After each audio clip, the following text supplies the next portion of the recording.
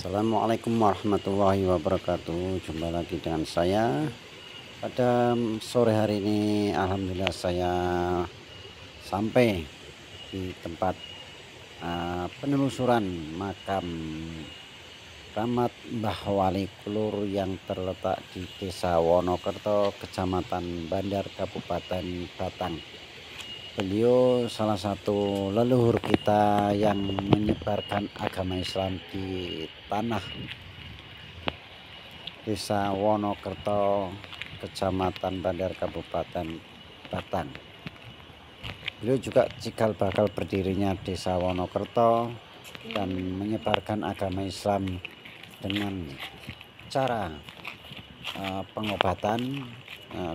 pengobatan sambil syiar agama Islam, menyebarkan agama Islam di tanah daerah Batang, khususnya Desa Wonokerto dan sekitarnya, untuk memperkenalkan akidah ilmu agama Islam dan menyebarkan ajaran agama Islam di Kecamatan Bandar sekitarnya saat beliau bersinggah di Desa Wonokerto dan babat tanah Desa Wonokerto.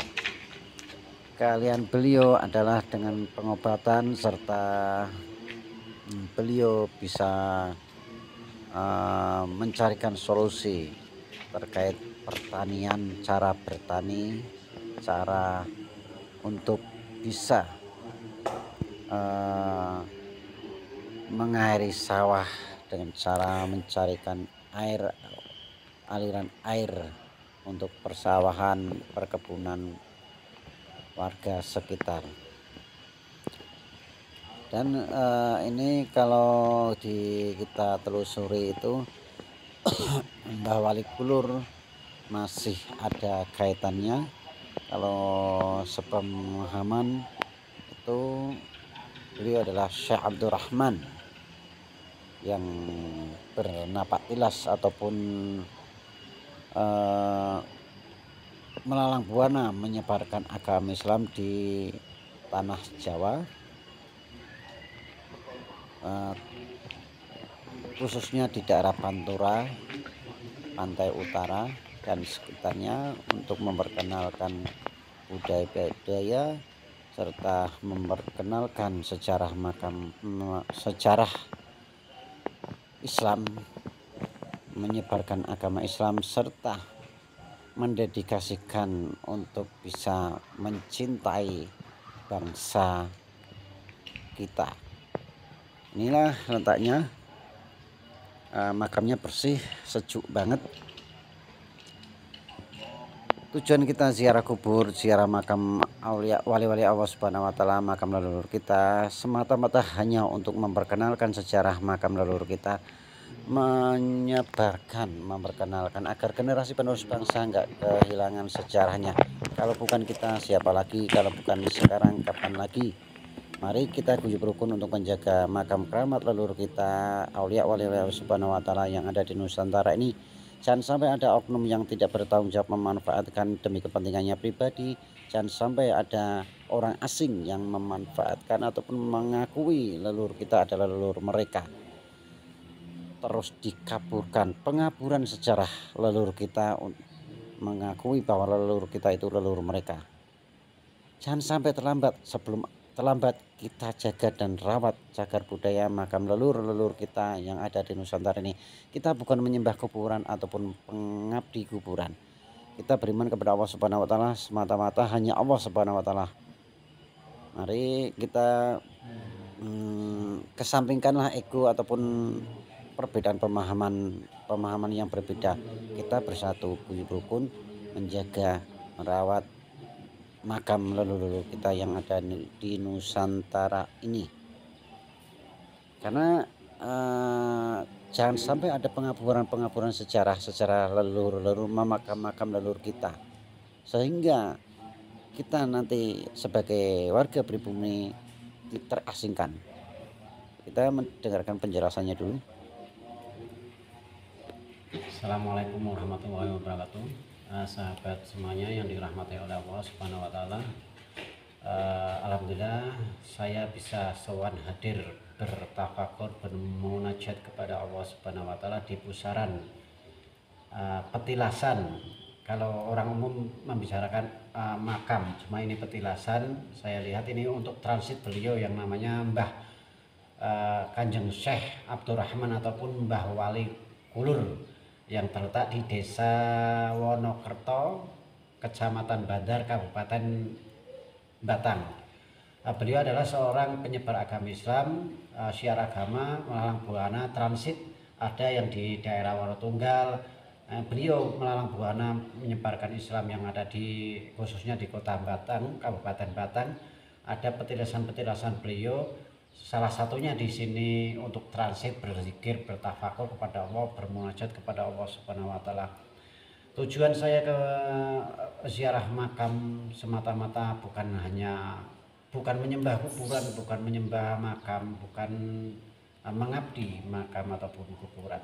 Kita semata-mata hanya mengabdi, menyembah kepada Allah Subhanahu wa taala, beriman kepada Allah Subhanahu wa taala agar kita senantiasa mendapat rahmat Allah Subhanahu wa taala.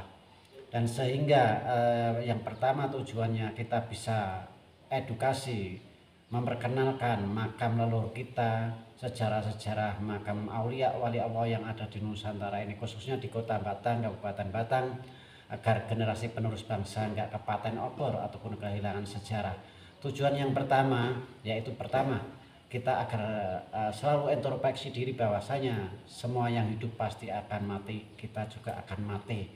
Kita menghormati, yang kedua menghormati napak tilas perjuangan para leluhur kita, aulia wali-wali Allah Subhanahu wa taala, makam keramat kita. Makanya kita edukasikan untuk mengenang jasa-jasa beliau yang sudah berkorban jiwa dan raga, bahkan nyawa taruhannya untuk kemaslahatan umat. Mari kita generasi penerus bangsa bukan kita menyembah kuburan, cuma menghormati, kita mengenang jasa-jasa beliau. Kalau kita nggak mengenang ataupun kehilangan sejarah, kita nanti akan jadi bangsa yang kerdil, bangsa yang nanti bisa dikalahkan oleh negara lain.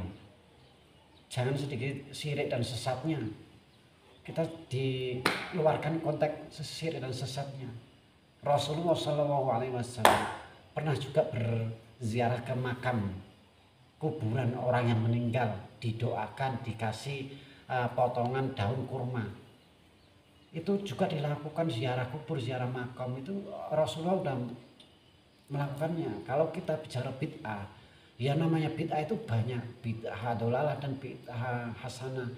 Yaitu yang pertama, kita nggak usah panjang lebar ke sana-sana, cukup Al-Quran saja. Rasulullah nggak pernah melakukan menulis mushaf. Quran itu nggak pernah ditulis, maka dibentuk menjadi Quran itu mushaf. Al-Quran dituliskan menjadi mushaf, yaitu apa? Digagas oleh Sayyidina Umar, sahabatnya, Sayyidina Utsman, Sayyidina Ali bin Abi Thalib yang menjadi mantunya juga, menjadi anaknya. Maka kita jangan kerdil, pemahaman ilmu agamanya kita harus diperluas lagi, diperdalami lagi lebih dalam dan benar, agar kita nggak selalu menjustis ataupun bernarasi serba syirik. Kalau kita belajar tentang itu, insya Allah kita akan bijaksana menyikapinya. Bahkan kita nggak, kalau membicarakan syirik, kita minum obat bodrek, percaya dengan obatnya tersebut bahwa obat itu manjur, itu udah syirik.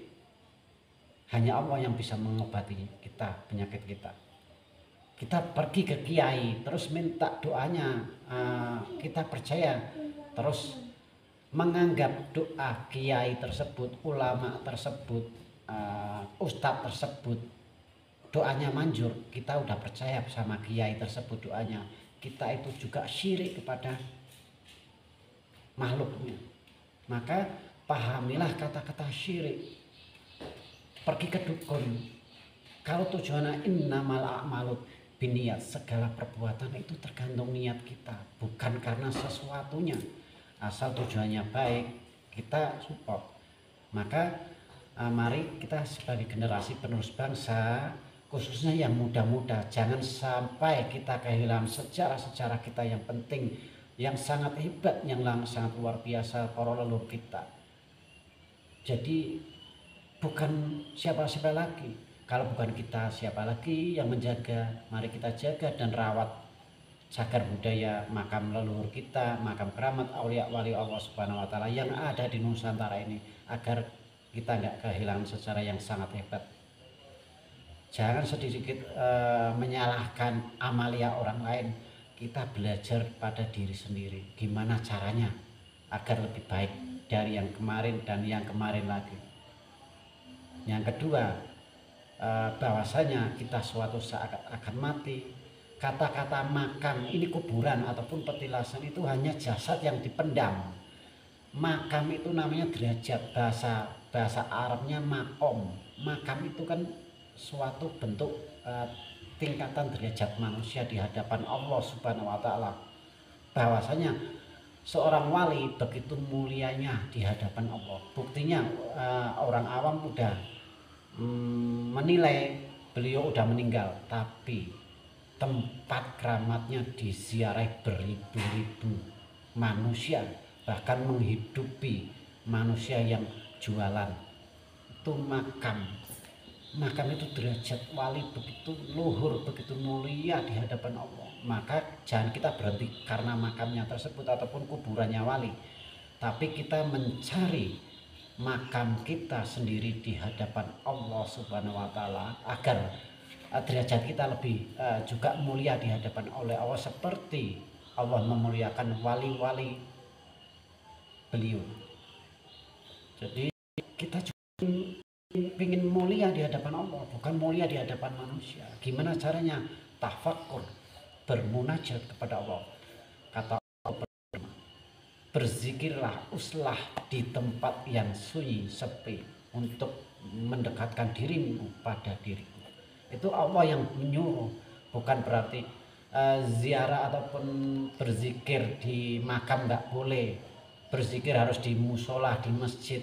Itu pola pikir yang dangkal. Ngajinya, belajar ilmu agamanya masih kurang jauh, masih kurang dalam, dan harus lebih benar lagi. Karena berzikir itu bukan masalah di masjid ataupun di musola, di hutan, di laut, di tengah kuburan, itu sah-sah saja asal badan kita bersih, tanpa najis.